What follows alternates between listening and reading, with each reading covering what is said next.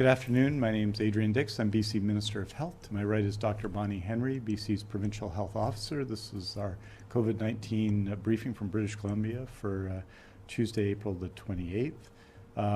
We're honored to be here on the territory of the Lekwungen-speaking people of the Esquimalt and Songhees First Nations. With that, I'm honored to introduce Dr. Bonnie Henry.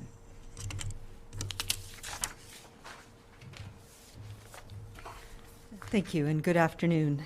For today's update, we have 55 new cases to report today, test positive here in British Columbia, bringing our total to 2,053.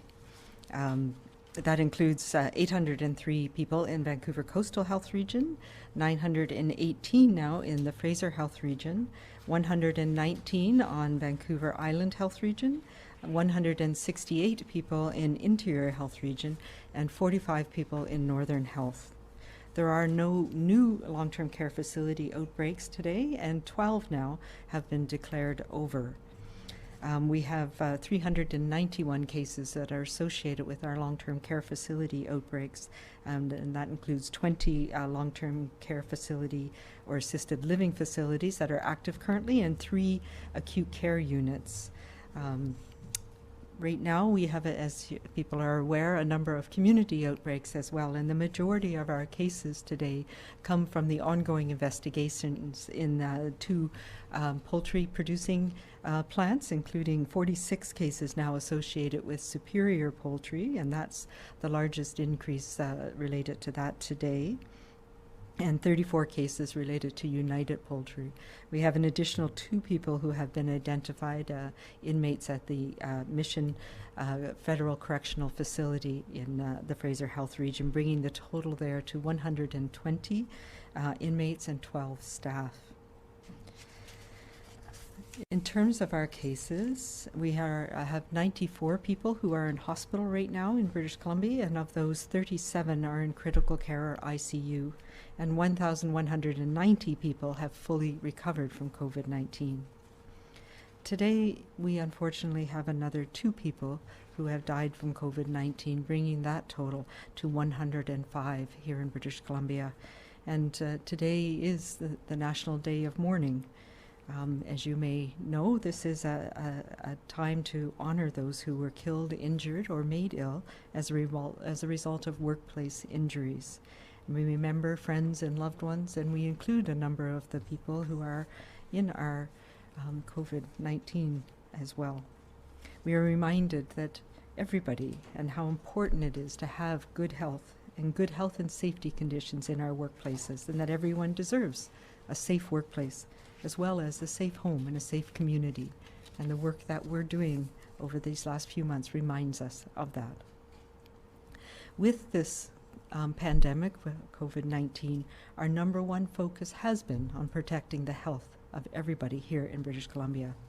Every decision, every order that we've done, every restriction is based on that risk assessment that we have been doing, and focused on breaking those chains of transmission of COVID-19 in our families, in our communities.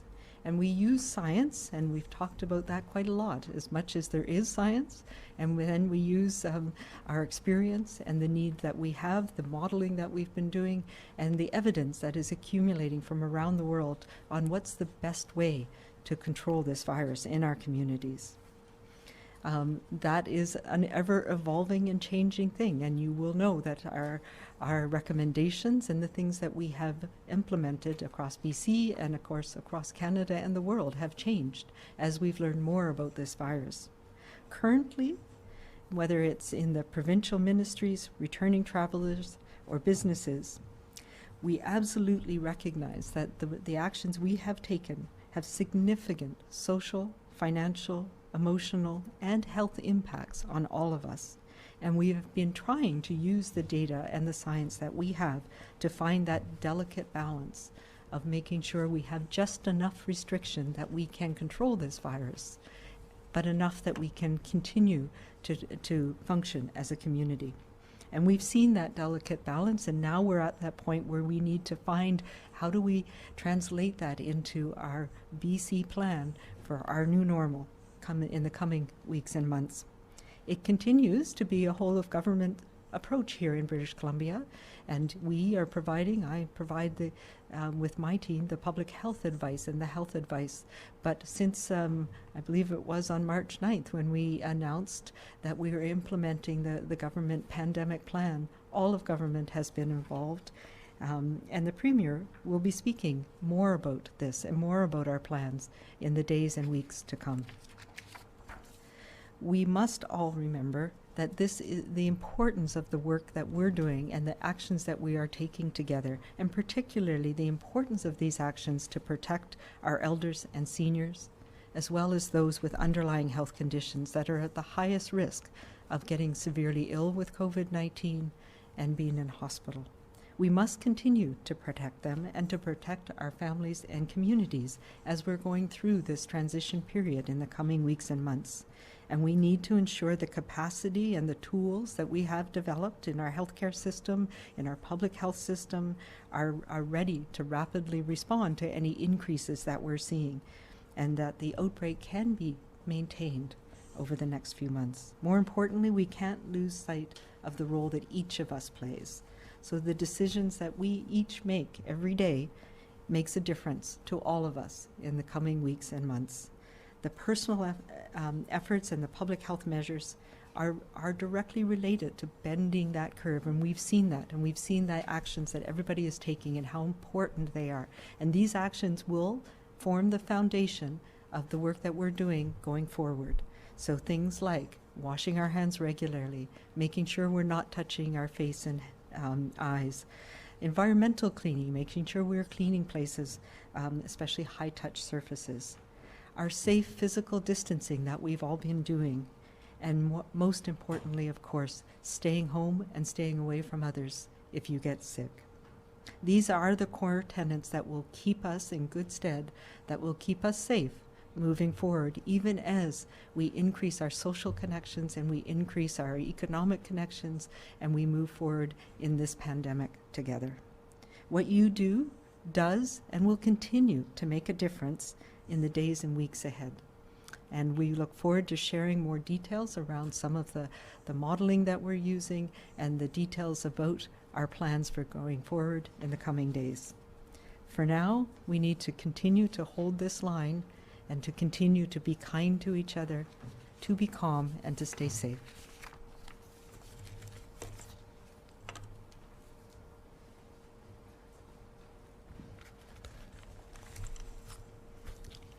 Thank you very much, Dr. Henry, and I wanted to join Dr. Henry, first of all, in reaching out and sending our condolences to the families of the two people who've passed away, one in Interior Health and one in Vancouver Coastal Health, in the last 24 hours. They and other families in similar circumstances have lost a great deal. It is a very difficult time to lose a loved one. It's a time when we're not able to come together as much as we would normally be able to come together and support one another. And so we want to reach out and say that every person is important. That has been at the heart of our response, of Dr. Henry's response, of everyone in the healthcare system's response, that everybody is important, and one that we continue to try and reach for at these difficult times. So we want to pass on again our condolences to those families. As Dr. Henry has said, we're now at 2,053 cases, 55 more today.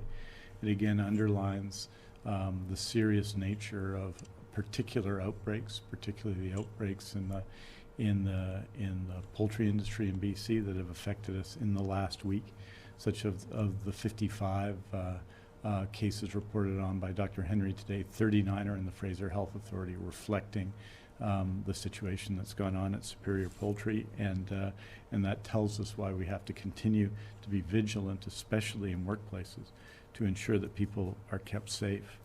As you know, there are 94 people now hospitalized with COVID-19 in BC. That's 50 in Fraser Health, 5 in Interior Health, 6 in Island Health, 3 in Northern Health, and 30 in Vancouver Coastal Health, for a total of 94, which is slightly down from yesterday. 37 in critical care, that's slightly up from yesterday. There's 4,115 beds available in BC that are currently vacant. as a result of the changes we've made. I wanted to note that yesterday there were 4,488 emergency room visits in BC, and that continues to be, of course, considerably down from the pre-COVID-19 period. There were about 6,550 on March the 9th, but considerably up from our low, which was just under 3,000 of 3 weeks ago, showing that people who need health care and who need emergency health care can go to an emergency room and get care, and that they are responding to our appeals to do so. I just want to provide a brief update today on personal protective equipment, on PPE. We're still keeping pace with demand for PPE in our health system. We've managed to maintain some supply from our traditional vendors, and our hard work to seek out new and credible suppliers has yielded some good results.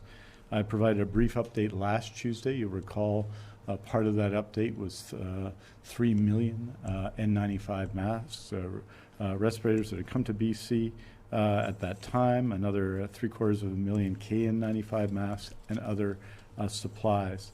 Today I can tell you that since that time, since I reported last Tuesday, April 21st, we've received the following from vendors and donors: over 170,000 N95 respirators, over 350,000 pieces of eye protection, that's face shields and goggles, over 100,000 surgical masks, over 185,000 gowns, and almost 5 million pairs of gloves.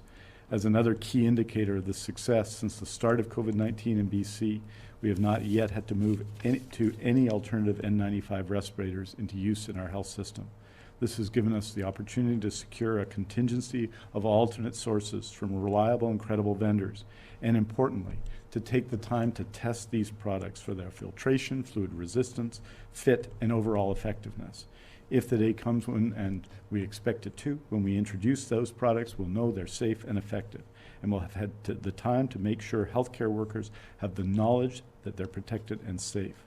I wanted to express my appreciation to everybody in healthcare, but in particular healthcare workers all across BC, from emergency departments to long-term care to ICU to assisted living settings, for doing your part to conserve and use PPE in an appropriate way.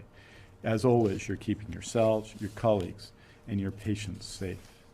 As you know, it was 3 months ago when we established the Provincial Coordinating Committee chaired by Dr. Henry and Stephen Brown, the Deputy Minister of Health, focused on protecting our most vulnerable, preparing our healthcare system to be ready for a surge, and providing the guidance that citizens, institutions, and employers can use to be safe. Our approach for flattening the curve has been to turn down the volume of our in-person interactions, where in some cases others in other jurisdictions have tried to press mute. And this is important, that our orders to completely close businesses have been very limited in BC. Other jurisdictions are making announcements this week to reopen businesses that were never closed in BC because of our nuanced response. This response allowed businesses to work with us to adapt and to innovate while protecting their customers and employees. Moving to a new normal will also be a partnership, with guidance from the provincial health officer and her colleagues, all of the medical health officers and the health authorities and all the people in the health system, of course, of how we can increase economic activity in a safe way. This is the way that British Columbia has acted in the beginning, founded in science, and it will still require a 100% commitment from British Columbians. It must balance the needs, of course, of our social and economic activity with our absolute need to ensure and to fight transmission of COVID-19. As the Premier has said, he'll be talking to British Columbians in the days and weeks ahead on how and when we can renew BC, reopen some activity in BC that hasn't been happening, and that's welcome news for all of us. I want to say today again, thank you to each and every one of you for being 100% committed to our BC fight, for staying 100% all in. Everybody who's watching today and everyone around you has helped save lives and keep people well in our province, and we are appreciative of your strength, of your courage, of your generosity, of your empathy. These efforts keep us all going. Renewing BC without rebooting the virus means our next steps must be the right ones for BC. And right now, here's something to consider. that protecting employees, protecting your employees on the business side, protects your business and protects all British Columbians. It's a partnership all of us can support and that we must support. So having committed to what Dr. Henry has asked us to do, and with anticipation about the new BC future we'll continue to build for ourselves, one thing holds true. We have to stay all in. We have to stay all in now for the ones that we love. We have to stay all in now for the ones that we don't know and hope to know. Physical distancing over time saves lives, and staying 100% committed to this gives us the best chance for all of us to have a better future. Aujourd'hui, nous annonçons 55 nouveaux cas pour un total de 2053 cas de COVID-19 en Colombie-Britannique. Nous sommes attristés d'annoncer 2 nouveaux décès liés au COVID-19 dans les régions de santé de Vancouver Coastal et Interior, pour un total de 105 décès en Colombie-Britannique. Nous offrons nos condoléances à tous ceux qui ont perdu leurs proches. Chaque région de santé de la Colombie-Britannique compte des patients atteints de COVID-19. 803 se trouvent à Vancouver Coastal, 918 à Fraser, 119 sur l'île de Vancouver, 168 dans l'intérieur et 45 au nord. Parmi l'ensemble des cas confirmés de COVID-19, 94 personnes sont actuellement hospitalisées, dont 37 en soins intensifs. Les autres personnes dont le test de dépistage a été positif sont en isolement à leur domicile. Thank you very much. We'll be happy to take your questions. Thank you. Reminder to everybody on the phone, please press *1 to enter the queue. You are limited to one question. I would also ask that you please unmute your phones. You will not be audible until I call your name. First question today is from Wendy Stewart, Globe and Mail. Go ahead, Wendy. Oh, hi, Dr. Henry. Good afternoon, and thanks. I was just wondering if you could speak a little bit to the policies around admissions into long-term care. Is it known at this point whether any of the outbreaks that we've seen in BC can be linked or attributed to transfers or new admissions into long-term care? Yeah, so we do have a policy of people, and you will recall that we decanted, as they call it, a number of people from alternate levels of care into, in some cases, long-term care, as well as transfers from the community into long-term care. And there is a policy that requires them to be on their own, to be isolated from others for 14 days after going into long-term care, to be sure that if somebody is incubating the virus, that it's detected before they have contact with others in the care home. So that has been the policy for some time. I'm not aware that any of our outbreaks are as a result of transfers into either from the community or from acute care into long-term care. Next question is from Rob Shaw, Vancouver Sun. Oh, hi, Dr. Henry. I was wondering if you could tell me, of the people who've recovered, the 1,190, how many of them recovered after staying in the ICU?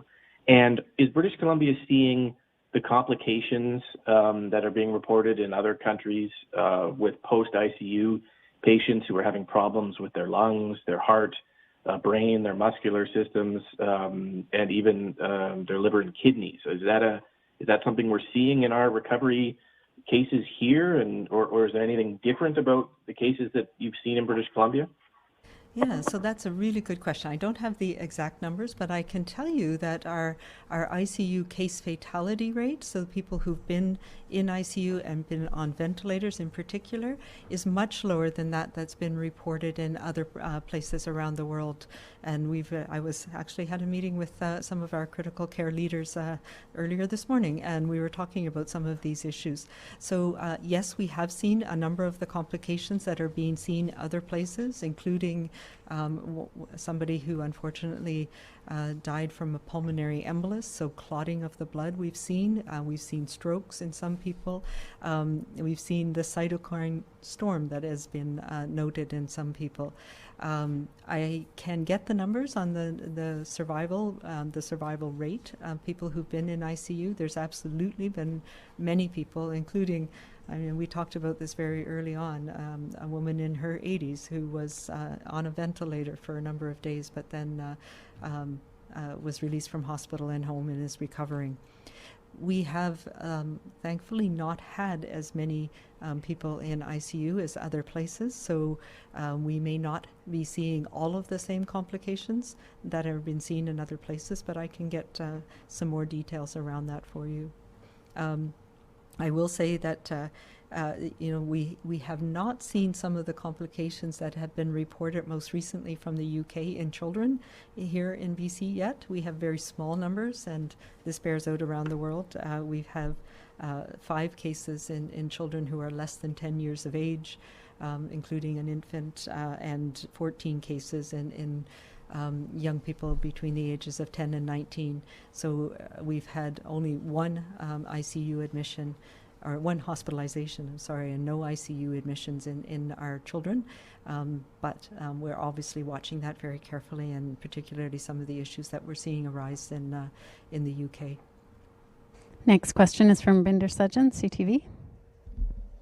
Hi, I'm just wondering, Ontario has put out some modeling done by an organization that kind of looked at data to estimate how many people may have been impacted by rescheduling or canceling and delaying surgeries, and they came up with 35 as the number. And I'm just wondering if you're hearing if BC is doing any of that type of work to look into those numbers to see what the impact would be. I think they came up with a number of 35 deaths, so just hoping you can comment on that.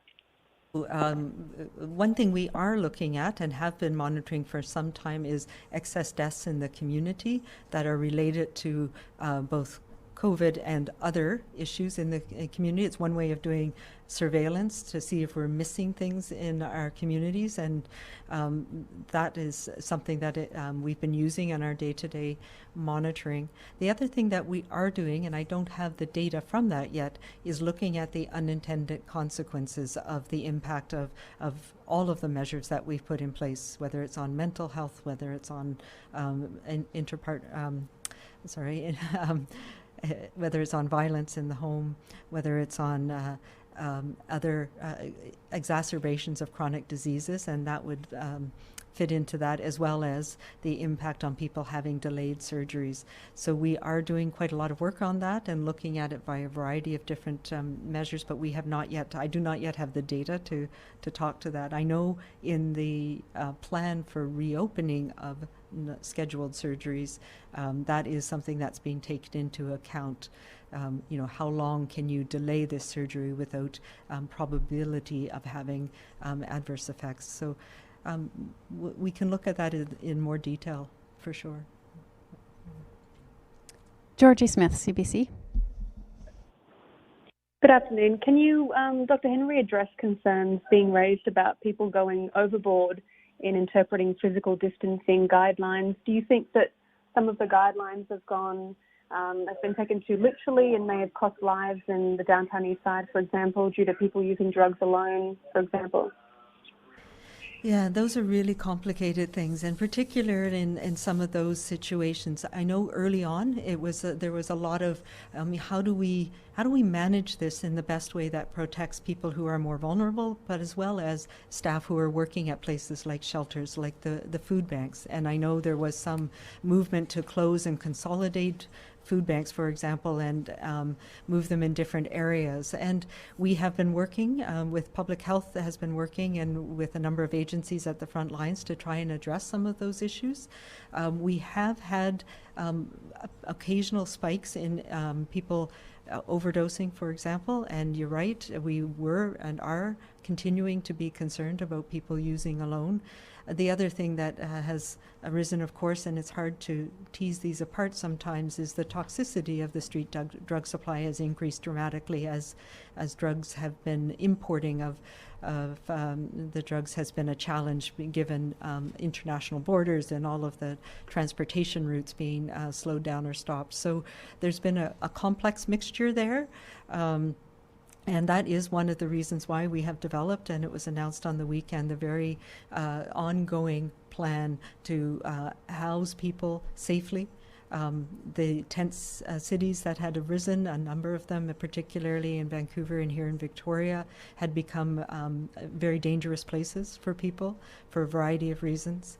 And so it's this is the initiative to ensure that people who are in those underhoused or homeless situations are put in places where they can be safe and where they can have access to meals, but also overdose prevention services in a safe way. So there's been a lot of modifications as well of overdose prevention sites and our supervised consumption sites and at shelters to try and ensure physical distancing, increased hand hygiene availability. And I will say things like our overdose prevention sites and the supervised consumption sites are very clean anyway, so, and they're quite amenable to putting in things like barriers and distancing.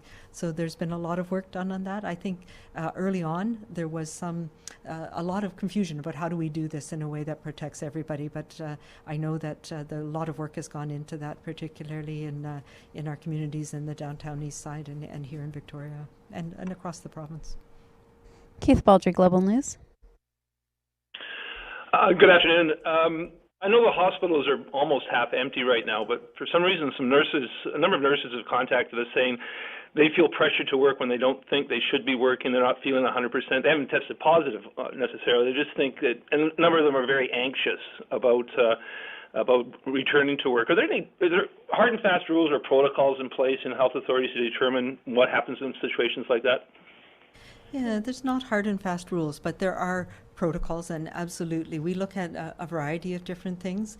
There's some skill sets that are in short supply, and so it may be that people are asked to come in if they were potentially part of an outbreak, but we need that we can't provide safe care without that skill set or that person or that number of people there to support people. So I know in some outbreak situations, for example, people who are asymptomatic are asked to come in. We are all wearing appropriate personal protective equipment to make sure that there's no risk or that we minimize as much as possible any risk, both to healthcare workers, to each other, as well as to patients or residents. So it is a challenging thing, and it is on a case-by-case basis with your supervisor manager, and it depends on the situation in the unit that people are working on, whether they are needed on any particular day.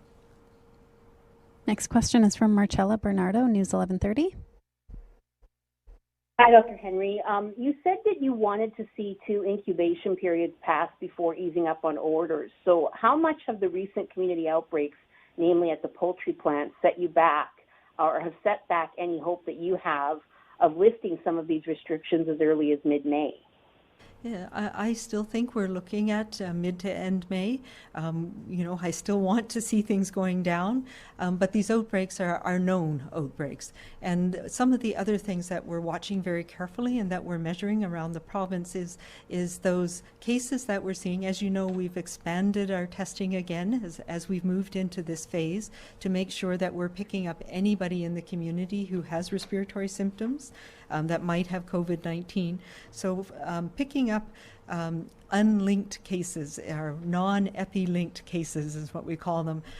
So something is people who are sick without a known source that we can trace to very easily. Those are some of the things that we're watching very carefully. We still have a few of those, but most, as we're moving into this phase, most people are linked. So we're seeing people who are linked. They may be a household contact of somebody who worked in the poultry plant, for example. We know we've had household contacts of people who've come back from Curl Lake, who retrospectively we say, aha, that's where they got it from. So we can link people and trace people. That's the really important part, is being able to do that contact tracing very effectively and efficiently, and that's the work of public health. So it doesn't set us back necessarily, but it is important for us. It's one of the indicators that we are watching very carefully, that we're ready to get to that place where we can start lifting restrictions and having more contact within of course, the core fundamentals of the distancing, the hand hygiene, and the absolute staying away and staying home when you're sick. Nick Johansson, Castanet. Hi, Dr. Henry. Just some more information about this death in the Interior Health region. Do we know the age of the person, and was this person in a hospital when they passed, or were they recovering at home? And is there any indication of where this person contracted the virus from? Is it related to any of the outbreaks that are here in the IH region? I'm sorry, I don't have that information today, but I can. We'll get that to you. Next question is from Brishti Basu, Victoria Buzz. I was wondering, are there any updates on when a serology test will be available in Canada and in BC? And also, you've touched upon this before, but can you tell us the framework for who is in line for having a serology test administered, and if there are guidelines in place to roll that out? Yeah, so the BC CDC, this is one of those things where there's hundreds, and you've read about them around the world, and people are using them. They're doing different studies, and the challenge has been, and we talked about that a little bit earlier last week, I think, where some of the tests, for example, in Santa Clara in California, the parameters of the test are not that great. So there's both false positives and false negatives. So the BC CDC laboratory has been doing testing on 17 different types of serology tests here in BC, and there's a couple that are very promising. We had some discussions about them as late as last night, actually. And we are, one of the key things that we need to do is to be able to have people that we know have the disease and test them and see if their antibodies show up. So some of the people who have recovered from COVID-19 are in line to help us validate, as we call it, the test. And that's happening even this week. We have the protocols for doing that. And that's very exciting for us because that helps us understand where to best use these. The other things that we have in place are a research protocol, and we've already got samples of blood samples from people at different ages in the community that have been stored, waiting for a test to be developed. And that will give us a measure of how many people before this outbreak started, whether anybody had antibodies. And then we're doing another cross-section of the population early in May, because that gives some time for antibodies to be developed for those who have it. And we'll do it again in 6 months. And that gives us an idea of how many people in a random sample across the province might have been infected. So that tells us, the numbers of cases we missed. The other place that we have a protocol that we're developing is about as we go forward and we identify cases or clusters in the community, how can we use serology to see who might have had it and been missed in the past so that we can link people. So we're still working on that protocol. So I expect that we'll be able to use the test for some of these at least within the next week or so. Next question is from Dirk Meisner, Canadian Press. Hi, Dr. Henry. Vancouver Coastal put out a statement today that they're going to start to implement the inner-city COVID-19 response strategy and based it on prevention, testing, and tracing people. How do you feel that's going to work in downtown East Side? I think it's a great initiative. It's something that they've been working on. We have been doing enhanced testing and surveillance and monitoring of people in that community, recognizing that many people have a number of underlying health issues that would make them more at risk of having severe illness, and that if they are living in some of the communal settings that we've talked about, like the single room occupancy hotels or the shelters, that it can pass quite easily between people, both to staff who are working in those areas, but also between people living in the community. So I think this is a really important initiative to continue that and move it in the next stage, particularly aligned with the announcements around housing and ensuring that we have supported housing that has both food and social supports and medical supports for people in the coming months and long term. So it's part of a strategy that's been worked on for quite some time. Next question is from Richard Zussman, Global News. Dr. Henry, on the outbreak at the Mission Institution and just generally around inmates, why was the policy not to test inmates prior to their release, and when did testing of inmates start? And for Minister Dix, On the vaccine side of things, do you expect that it will be rolled into the policies that exist now with schools to ensure that schools know when parents have vaccinated their kids for COVID-19, and is there any sense of making it mandatory for schools to have that vaccine? Sure. So I can talk to both of those, and then I'll let Minister Dix talk to them as well. Sorry, and I've completely lost your first question. In terms of immunization, we have no mandatory immunization in the province, and I do not expect we will have mandatory COVID-19 immunization. We know that young people are less affected by COVID-19, but once a vaccine is available, we'll have a strategy to roll it out across the whole province.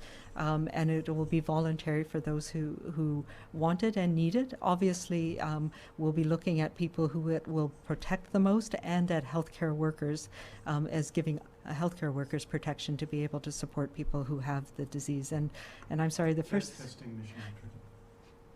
Testing, asking whether they got the test admission. Oh, admission. I'm sorry. Yeah. So again, the outbreak was recognized somewhat late at Mission, and so it took some time to recognize that people had this and that COVID was being transmitted. And everybody at the Mission facility has been tested now, and that is our protocol that we've been using in long-term care home, for example, and actually at the poultry outbreaks as well. So people are tested, but we need to remember that a negative test is not necessarily helpful.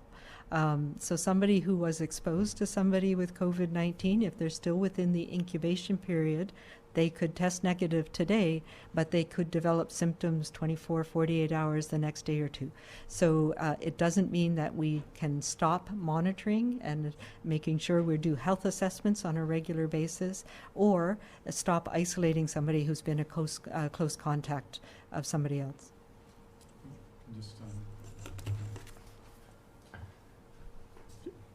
Just on immunization, Richard, I mean, it was this time last year we were dealing with you'll recall, a measles outbreak, and a real effort was made by public health, by the extraordinary people who are doing so much of the work now on COVID-19 to increase especially the immunization of children and youth from measles and other immunizations that take place. And of course, one of our concerns in this period is that all of those people are working on COVID-19 right now. We're going to have to continue to ensure that people are immunized.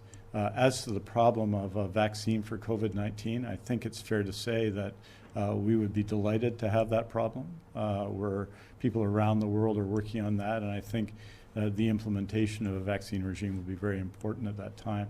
As Dr. Henry has said, there isn't mandatory immunization, but it will be in public schools and in all schools in BC, mandatory registration to ensure that everybody knows, especially public health, knows who's immunized and who isn't. And we continue, and we will continue the extraordinary day-to-day work of public health in ensuring people are protected. And that will be the case if and hopefully when a vaccine is available on COVID-19. But I think all of us feel that we can, that we'll be able to work hard on that problem and resolve issues around that problem. The key with all of this is to not focus on a very small group of people who don't want to be immunized, but focused on getting the largest group who, of course, will want to be immunized. I think everybody in every part of the world wants to see a vaccine for COVID-19. Next, we have a question from Farhan Mohammed, Daily Hive. Good afternoon, Dr. Henry. Just a question on clarifying the number of recoveries. You said 1,190, which was the same number as yesterday. Is that to say that there were no recoveries in the past 24 hours? And also, is that one of the numbers that you're looking at in terms of that's going towards reopening the province? Yeah, so you're right. There hasn't been no additional in the number. I think the number's there, but did I put the wrong number? We'll include that in the statement, but I think it's 1231. Oh, okay. I'm sorry, the wrong number I transposed onto my piece of paper, but it's 1,231, it sounds like, rather than 1,190. So apologies for that.